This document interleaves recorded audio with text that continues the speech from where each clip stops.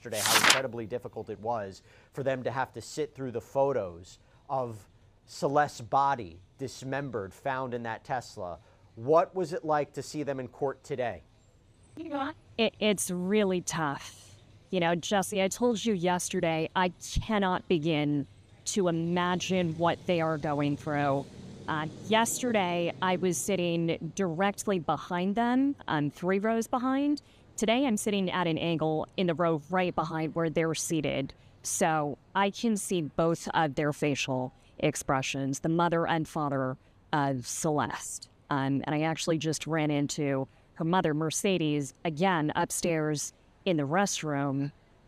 It's really tough. Where we just wrapped before this lunch break, we were hearing testimony from an LAPD criminologist. This was one of the officers called to investigate after the Tesla was towed to one of their tech centers. So we were looking at photos the prosecutor was showing the court of 11 different air fresheners that were found in that Tesla. I mean, Celeste's remains had been in there decomposing, likely for months. So to cover up that smell, somebody put nearly a dozen air fresheners, not just inside the car, but actually in the front trunk. Yeah. And that's where the cadaver bags with her remains were found. So it's not just that this crime was committed, it's that somebody went to truly horrifying lengths, Jesse, to try and cover up their tracks.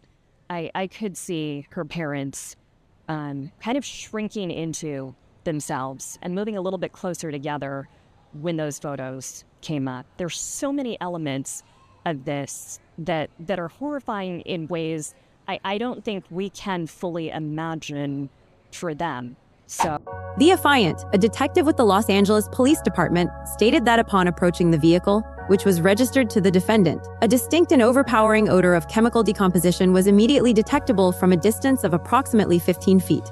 That is not narration. That is a direct quote from the probable cause affidavit filed in this case.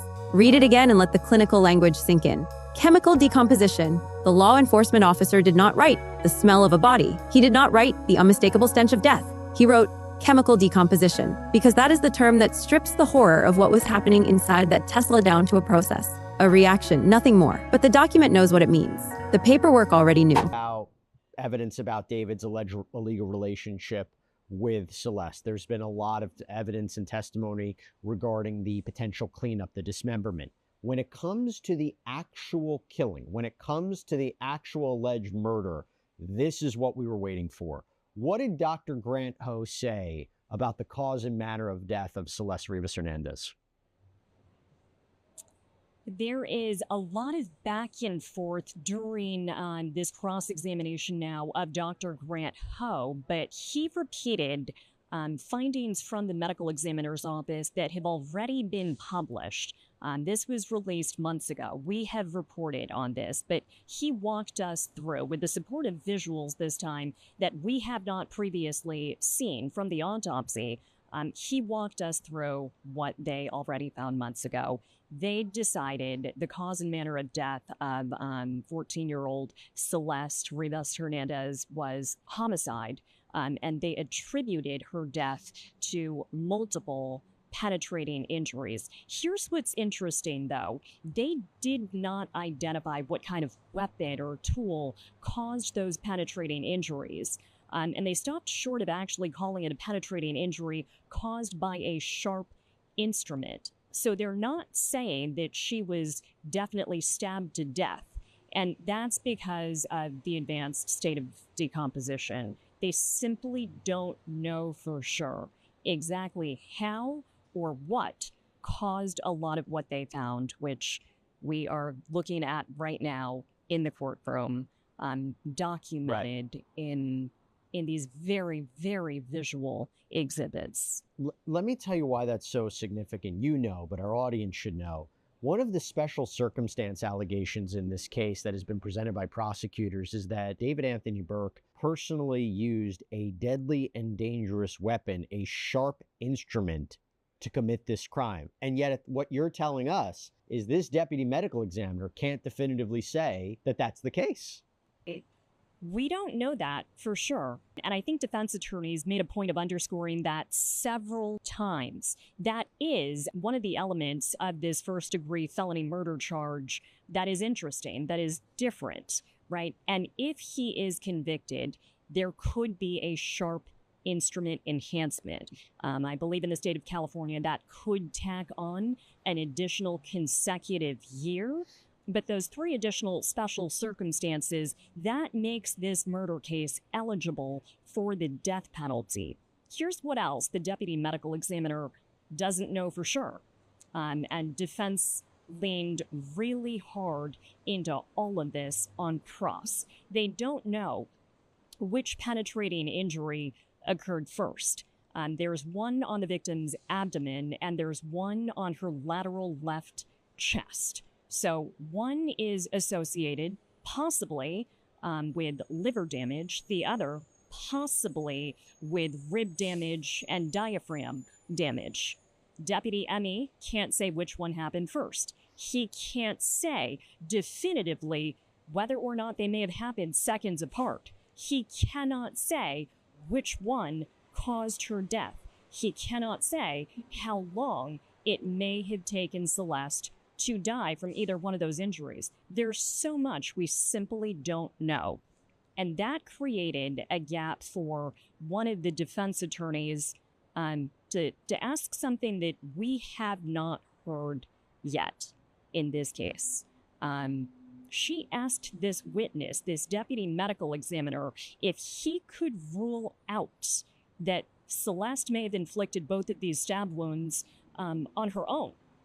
And he said, based on his findings in this autopsy, that was not something that he could definitively rule out. The reaction in the courtroom following that line of questioning, though, I turned around and I could see a couple people, glancing at each other, eyebrows raised. It looked and felt to me like people watching this line of questioning felt like it may have been bordering on the absurd. It may not be something a jury.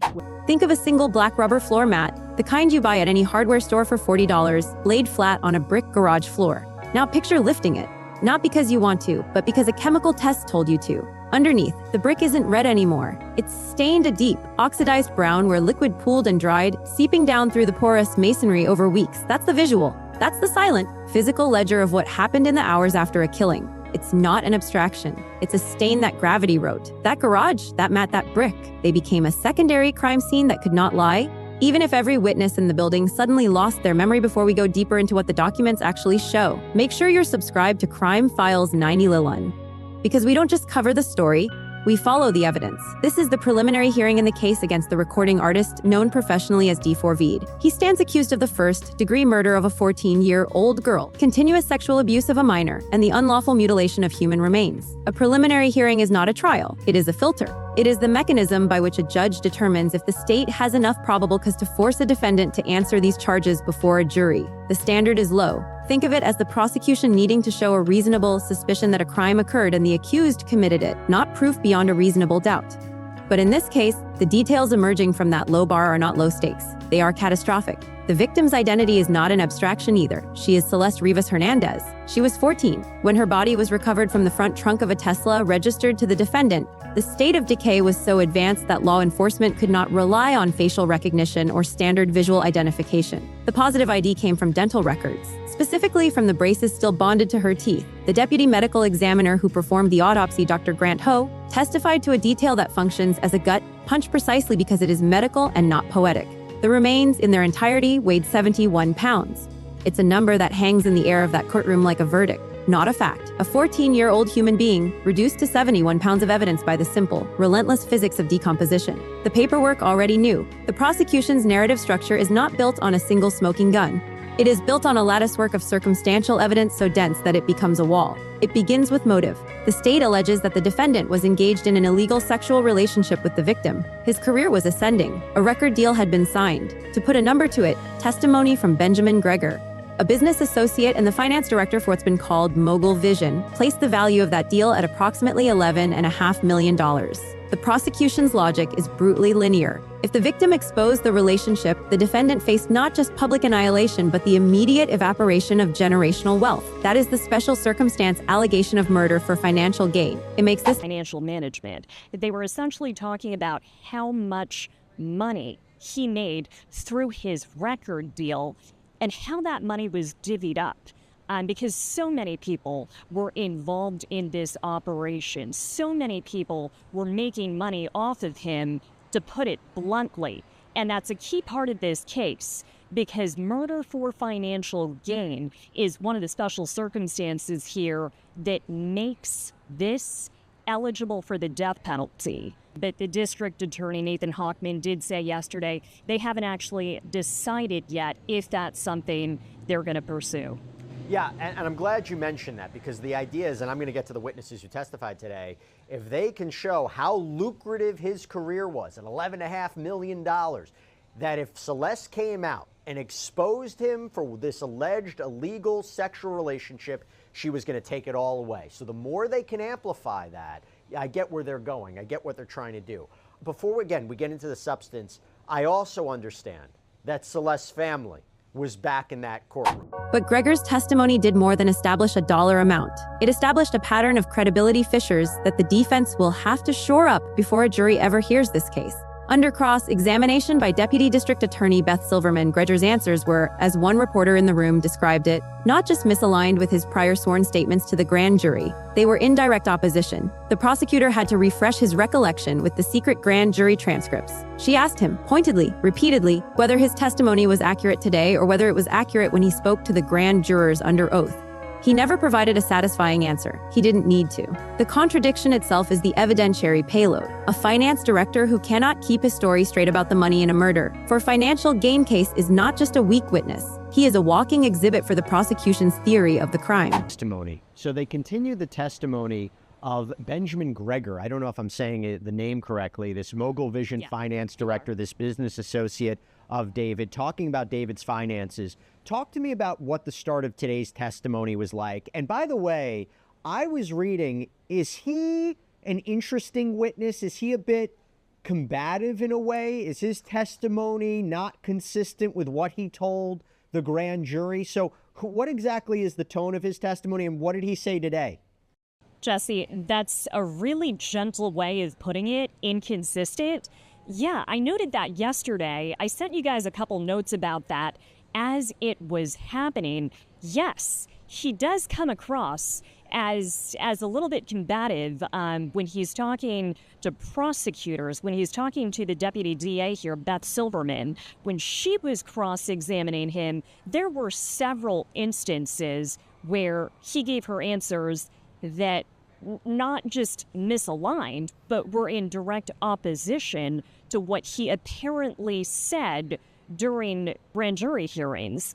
And she was actually referencing transcripts from those secret grand jury hearings to verify that, to be like, wait a minute, did you mean this house or the other house was going to be put up as collateral so David could make bail? And then she asked him very pointedly several times, is your testimony accurate today or was it accurate then? So I think any instance where a witness is apparently changing their story on the stand, it makes you wonder, who had they been talking to? The physical evidence is what separates this hearing from a procedural formality and turns it into a slow, moving horror film. Law enforcement processed the Tesla not at a standard impound lot, but at a specialized technical center. The vehicle was not just a container for a body, it was a meticulously curated environment of concealment. A total of 11 air fresheners were documented and photographed inside that car. The number alone is an alarm bell. No one puts 11 air fresheners in a vehicle to create a pleasant driving experience. But it's the placement that confirms intent. They were not just hanging from the rearview mirror or stuffed in the back seat cup holders. Some of them were placed inside the front trunk itself, directly adjacent to the cadaver bags holding the remains. This was not an impulsive attempt to mask a bad smell. This was a tactical countermeasure against the inevitable byproduct of death. Someone opened the front trunk, recognized the odor, and tried to chemically erase it, not once, but repeatedly. The search of the defendant's residence in the Hollywood Hills added a layer of grim industrial process to the timeline. Criminalists from the LAPD documented the garage floor. The brick flooring under the black rubber mats tested positive for blood using presumptive chemical reagents. Does blood. Inside the Tesla, in the garage, there's this blue star technology. And if you've seen pictures of it in other cases, you have kind of this blue splatter on the wall after they put a chemical down. And they say that that is presumably where blood once was. Of course, when you think of Celeste, her remains were allegedly found in the front trunk of this Tesla. But that's not the only place where law enforcement is now alleging where they found blood in the car. What stood out to you about that part of the testimony today? That's right. That was the key part of the testimony today from the prosecution's witnesses. So we did start wrapping up testimony from yesterday relating to financial management and just how much money David was making. And then we heard from a CHP officer who testified about where Celeste's passport ID was found months after her body was found. That was up in Santa Barbara County. And then we heard from two LAPD staffers. They are criminalists. One was the primary criminalist who processed the scene with the Tesla, and the other was involved in the search of David's house up in the Hollywood Hills a couple days after the body was found on September 17th of last year. So this is what was new and what was really interesting, Chris. We haven't heard about this detail before. According to this testimony from one of those two LAPD criminalists, there was actually blood identified in the brick flooring underneath where a car would have been parked. And that was underneath black rubber mats that were laid down on the garage floor in David's house. So what they seem to be painting a picture of here is blood leaking out of David's Tesla, seeping through those rubber floor mats, and then seeping down into that brick flooring. Hearing that, and sitting right behind the victim's parents, it was jarring. The visual inference is that blood leaked from the Tesla through the rubber mats designed to protect the floor and into the brick itself. The scene was not just a parking space, it was a processing station. The criminalist also testified about the recovery of chainsaws. 2 were found. Both were tested for blood using a preliminary screening method, and both tested negative. The defense seized on this, hammering the point that no forensic value tied the tools to the dismemberment. But the state's response, delivered calmly by their expert, was devastating in its specificity. She testified that had those particular chainsaws been used to cut through a human body, it would be almost impossible to clean them to the point where no trace of biological material would react to the test. The absence of evidence here, she implied, was evidence of the absence of use. And that's when the missing chainsaw becomes the most important character in the room. A third chainsaw, a Makita brand, had been ordered online and delivered to the defendant's address. It was not recovered during the search. It is the phantom tool. It is the negative space around which the prosecution's entire theory of dismemberment rotates.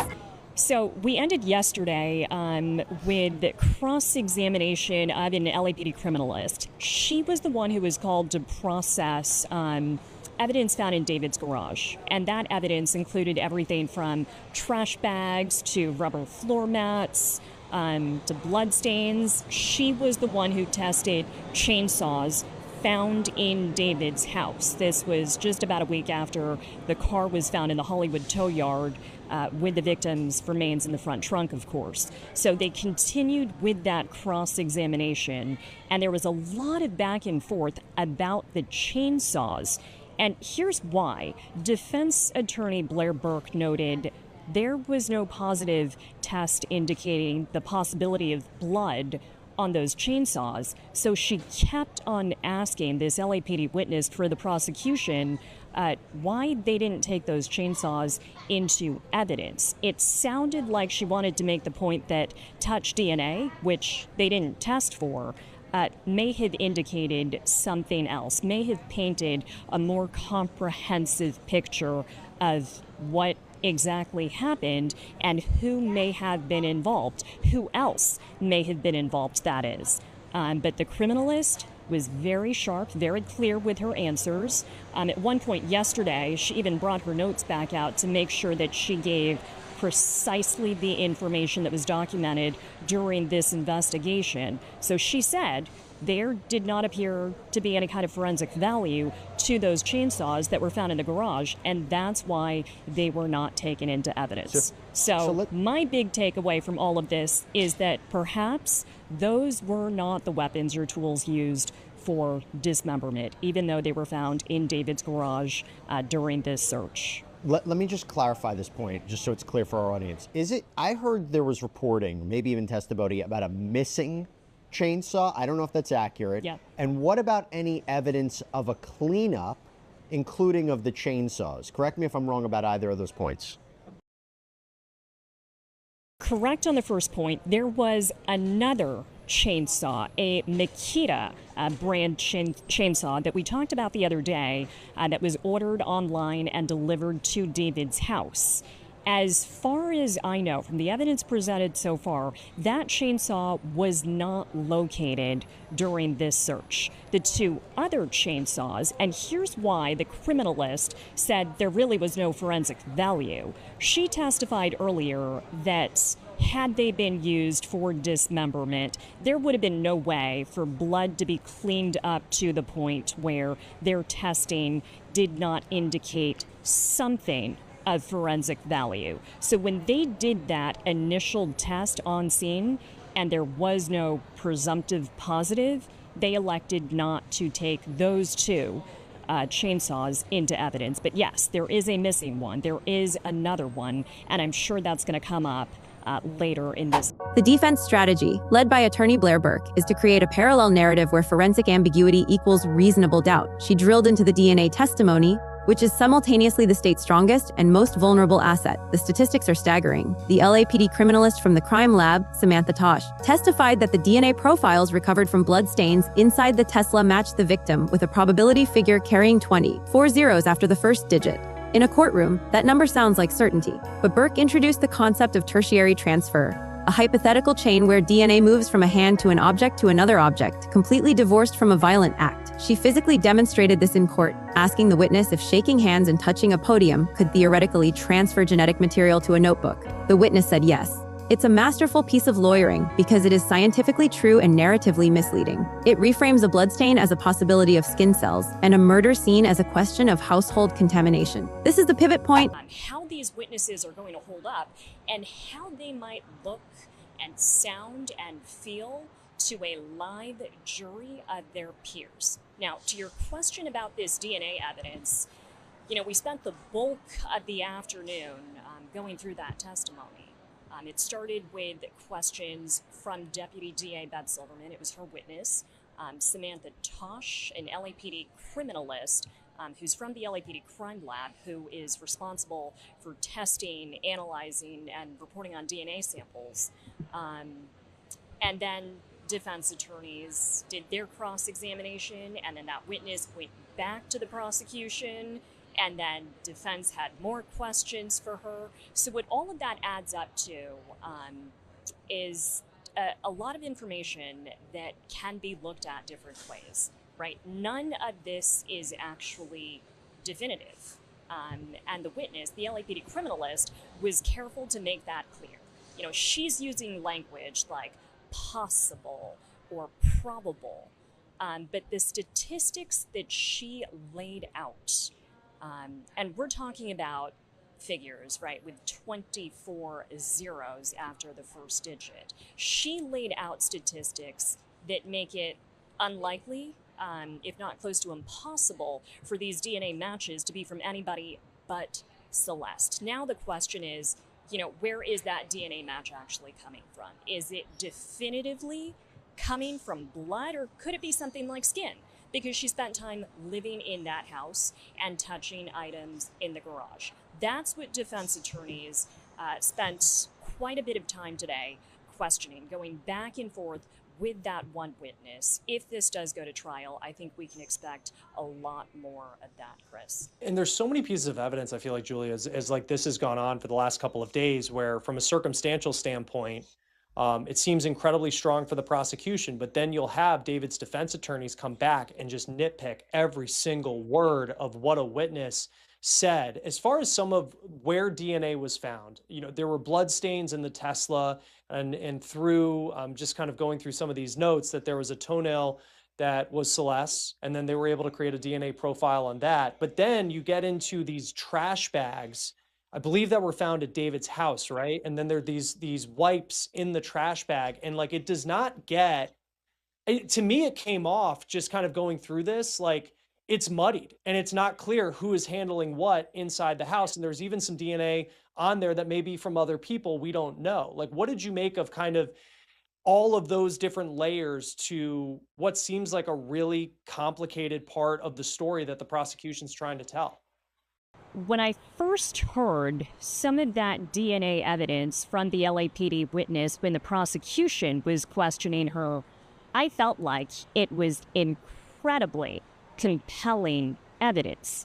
I mean, you can't question something with a statistical probability that's got 24 zeros behind the first digit, right? Yeah. Well, Yeah. I guess if you are Blair Burke, you can question that. And she raised a couple hypotheticals about that compelling DNA evidence. She actually laid out a scenario about tertiary transfer, right? She told the court, what if I shook my co-counsel's hand and then I touched the podium and then the judge put her notebook down on the podium, right? Could my co-counsel's DNA then end up being transferred to that notebook? And the witness answered that on the stand. Yes, that's a possibility. So gaps like that being created by the defense in just about everything the prosecution is laying out, that, I think, is going to be a recurring theme for the rest of this preliminary hearing, and certainly if it goes to trial. And any member of the jury listening to this, it's going to come down to what they believe, who they believe, and how much doubt. The prosecution says the DNA is in the blood, so it's a crime scene. The defense says the DNA is a statistical probability without a violent context. What does it say about the nature of public trust in forensic science when a statistic with 24 zeros can be neutralized by a hypothetical handshake? Which brings us to the testimony of Dr. Ho, the deputy medical examiner. This was the moment the architecture of the case met the limits of physical evidence. The autopsy found that the cause of death was multiple penetrating injuries. But the medical examiner, bound by his discipline, could not and would not classify the weapon. He did not say sharp instrument. He did not say knife. Because of the advanced state of decomposition, he could not even definitively rule out a gunshot wound with an exit wound. The defense exploited this chasm. On cross-examination, attorney Marilyn Bednarski asked a question that caused an audible reaction in the gallery. She asked Dr. Ho if, based on his findings, he could rule out the possibility that the 2 stab wounds to the victim's abdomen and lateral left chest were self-inflicted. The doctor stated he could not definitively rule that out. Let that sit for a moment. The defense did not argue suicide. Not yet. They planted a flag in the soil of possibility. They asked if a 14-year-old girl could have caused these wounds to herself. The answer, filtered through the cold sieve of decomposition, impaired certainty, was that the geometry of the wounds did not make it impossible. This is the gap between legal truth and common sense. It's a space the defense intends to fill with shadows. They probed the victim's history, asking if the examiner had investigated potential mental health issues or drug use. He had not. They pointed to the fact that the order of the wounds is unknown, the time between infliction is unknown, and the exact tool is unknown. This is not a defense of innocence yet, it's a defensive process. They are building a cathedral of uncertainty one cannot definitively rule out. At a time, the paperwork already knew. That's right, Chris. We just broke for the day. We actually didn't think we were going to get to this witness today, but Dr. Grant Ho took the stand just about 4 minutes before we wrapped for today, day 3 of this preliminary hearing in the murder case against 21-year-old David Anthony Burke. So he just started laying out his findings from this autopsy conducted September 10th. That was 2 days after this teenager's remains were found in the front trunk of David's Tesla. He's testifying about the state of decomposition. It was tough, incredibly tough to see the photos the other day in court. Hearing this testimony now from the deputy medical examiner who actually led the autopsy, this might be even tougher, Chris, in different ways. So I completely understood when the victim's parents actually got up and left the courtroom before he took the stand. They are not sitting in there for this testimony. But he's talking about the state of decomposition. He testified that when they weighed her remains, it only came out to 71 pounds. The last thing he said on the stand before we ended today was that she still had her braces on. And of course, it was the dental records that helped them make that positive identification, because when they found her remains, there was so much decomposition, there was so much skin slippage, they couldn't identify her. There simply was not enough left. The human cost of this legal abstraction is not theoretical. The parents of Celeste Rivas Hernandez have been present for much of the hearing. They have had to leave during certain portions of testimony, specifically when the deputy medical examiner displayed autopsy photos. According to reporting from inside the courtroom, the projector accidentally flashed through half a dozen images in rapid succession before the exhibit was properly introduced. The images showed the victim's torso, open chest cavity, and extremities laid out on a metal exam table. The gallery gasped. Let me describe to you what happened, possibly by accident. Before we were actually shown the exhibits that we were supposed to see in the order that they were supposed to be presented, during this deputy medical examiner's testimony, the projector in the courtroom actually flipped through numerous autopsy photos before we were supposed to see that. So imagine, right, this overhead monitor, kind of like flipbook style, in a matter of seconds, going through probably about half a dozen photos. And I'm talking autopsy photos, showing the victim's torso, open chest cavity, extremities, laid out, cleaned off and laid out on a silver exam table. There was an audible gasp. A reporter sitting behind me in the courtroom, you could hear her reacting to this. You could see everybody reacting, I think, very viscerally. But Dr. Grant Ho, the witness on the stand right now, he's going through this methodically, step by step. For him, this is his day-to-day. This is just... The parents were not in the room for the subsequent discussion of maggots and skin slippage. They have an attorney for a wrongful death civil action, a separate battle running parallel to this one. They are watching a system parse their daughter's death into discovery motions and direct examination. The defendant, in contrast, has been observed by multiple reporters and a courtroom sketch artist as appearing disengaged, staring straight ahead, occasionally smiling and chatting with his defense team, described by one observer as looking like he was on another plane. He too stressed out? Is that what he's looking like today? Yeah, Jesse, and I can't get past that. I mean, imagine if you or somebody you knew were in that hot seat. I mean, I think you might care a little bit more. Let me tell you, actually, what the courtroom sketch artist said. I chatted with Mona Schaefer-Edwards during the court break about an hour ago, and I said to her, you know what, Mona, you've got the most interesting perspective in this courtroom in the sense that she's sitting facing the defendant. She's in the jury box area, so she gets to see his face, his expressions, and she's been sketching this for all of us who are using her art to cover this case. So she told me, Jesse, it looks to her like David is, quote, on another plane. He seems completely disengaged. I'm reading his facial expressions kind of from off to the side. I'm watching him from an angle. He's not reacting much. It's a lot the same as yesterday, where he's kind of just staring straight ahead at the witness who's testifying, and then that overhead monitor that's projecting the exhibits. But no, he's really not reacting, and that includes when we see the victim's clothing, her soiled, blood-stained, insect-infested, wet clothing that was found in the cadaver bags along with her remains. He's just staring straight ahead. He's got his arms folded. He's got this yellow legal notepad in front of him. It doesn't look to me like he's taking any notes. He's got a white styrofoam cup of water. I've counted maybe 2 or 3 interactions today where he's turned a little bit and kind of had, a brief exchange of words with one of his attorneys. But other than that, he's not even moving, Jesse. It's really incredible. His demeanor is not evidence, but it is a counterpoint to the raw grief sitting just a few feet behind him. The procedural drama of the preliminary hearing itself has not been smooth.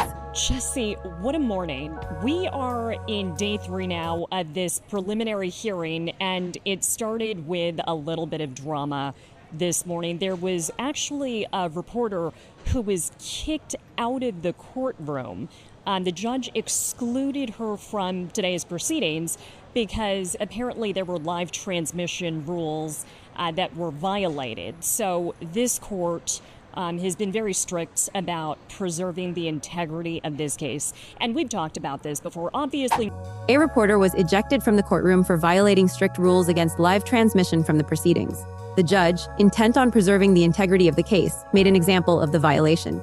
Separately, a private investigator named Steve Fisher, who had been a vocal presence in the public narrative of this case and had appeared on multiple media platforms, was excluded from the witness list entirely. The prosecution argued he violated grand jury secrecy rules. He stood up in the courtroom, acknowledged the request, and walked out without argument. His removal eliminates a vector of evidence, but the vacuum he leaves is filled by the hard physical exhibits that remain, the air fresheners, the bloodstained brick, the 71 pounds. We are left with an unanswered question that the preliminary hearing will not resolve, but a trial absolutely must. The defense has pointed to missing chainsaws and tertiary DNA transfer. The prosecution has pointed to 11 air fresheners in a front trunk at a garage floor that absorbed the aftermath.